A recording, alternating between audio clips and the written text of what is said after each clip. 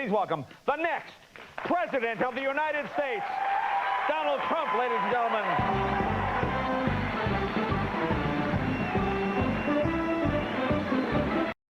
皆さん、こんにちは。今回皆さんに紹介する動画はいつものような真面目な勉強用の動画ではなく、気分転換で見るトランプ大統領の若い頃のインタビューです。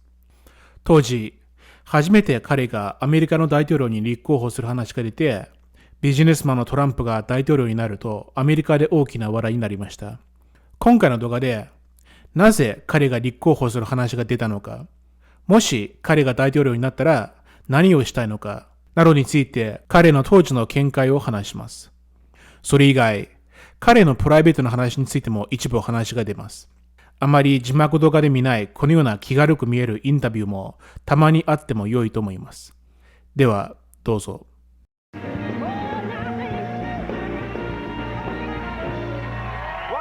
All right, my first guest says he's thinking about running for president as a Reform Party candidate. We invited him here tonight to see just how serious this young man is, ladies and gentlemen. He has a new book out called The America We Deserve. That sounds presidential. It'll be in store shelves by early January. Please welcome the next President of the United States, Donald Trump, ladies and gentlemen.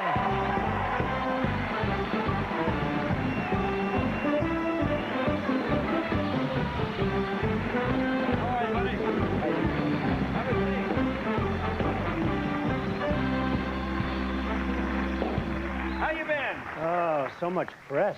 So much press out. Now, but you look like you're having fun with it. I am having fun. I'm enjoying it. Yeah. I think I could do a good job, but I am enjoying it. Now, whose idea was it? Did people come to you? Did you go to people? Where did this all start? Well, an article was written in a magazine, a real estate magazine, about a great deal I did. And the writer said, Mr. Trump, would you ever think about running for president? And I said, well, I might. And they came out with a headline, not about the deal, but that I might consider. Right. And all of a sudden, I was inundated with press. And here I sit. Here I am. I mean, in front of the legendary Jay Leno. I mean, have you thought about it before? I mean, have you ever been elected to anything? School president, fifth grade class? Just the president, chairman, vice president, secretary, treasurer of my own company. But that's a dictatorship. That's a dictatorship. I agree. See, this is democracy. That's true. That is a total dictatorship. You appoint yourself. That's exactly Now, right. do you feel you'll be able to restore dignity to the office of president? Well, I think I would be. I mean, the country's really suffered from a lack of dignity over the last number of years, and I think I would. Everybody's making money. That's right. Everyone's making money. You got to no admit, the question. economy's pretty good. The economy has been good, and I'm one of the folks that it's been very good to. And Right, the economy right. has been good, and I think the economy can stay good with the right person going in for the next 4 years. Now, they say a job like president requires a big ego. How do you think? You think you can handle it? I'm not sure my ego is big enough. That's one of the things which I can do. Really? Can I write that down? You can write it. You know, I think I see the next article headline. I'm not sure. All right, make a note of that. I mean, what do you think you would do as president? I mean, you know, the president only makes $400 grand a year. That's a bad weekend in Vegas for you. That's true. Yes. Yeah, that's the MGM grand, a couple of drinks, boom. I came out with something that a lot of my rich friends aren't totally in favor of, but it was a 14.25% tax on people with a net worth over $10 million.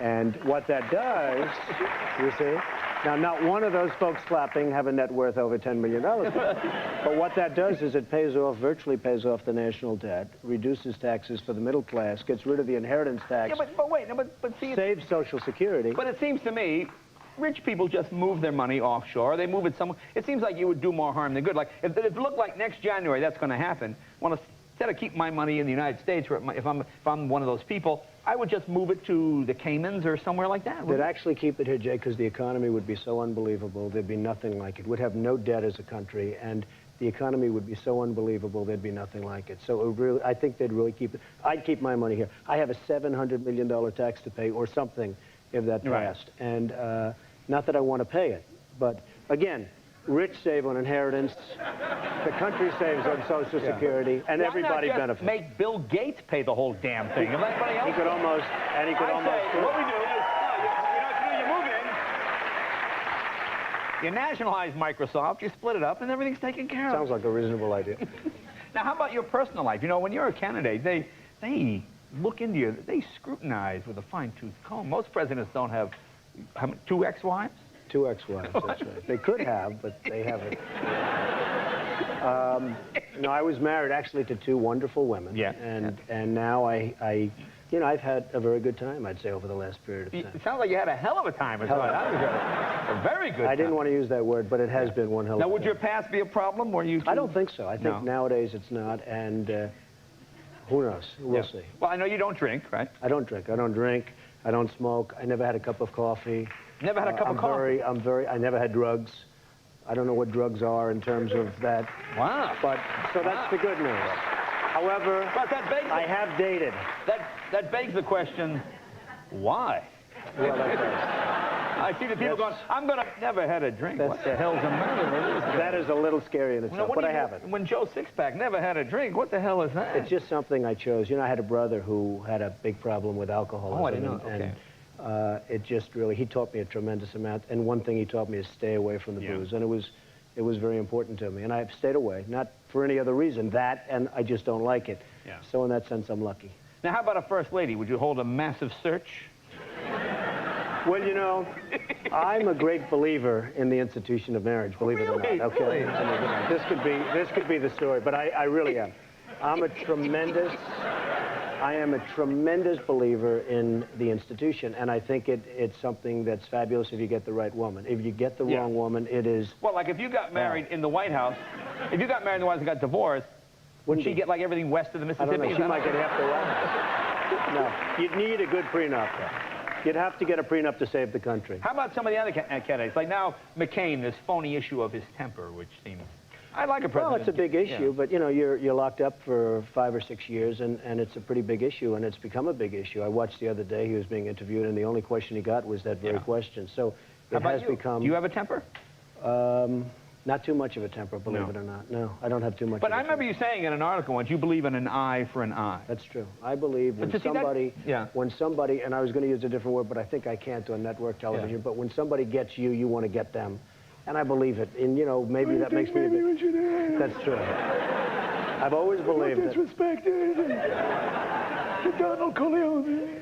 No, but see, but being president, you'd have to be more diplomatic. Well, you'd be diplomatic, and you tone it down a little bit. But the fact is that, you know, I do believe in retribution. Yeah. Well, how about, wouldn't everything you own be put in a trust? Yeah. That happened to Jimmy Carter. You know, Jimmy Carter, everything he owned went in a trust. When he went back to private life again, everything was bankrupt. Well, the trust wasn't too big to start off with. Yeah. The fact is that everything I own would be put in trust, and I have very capable people working for me, and they'd run it, and I hope they do a good job.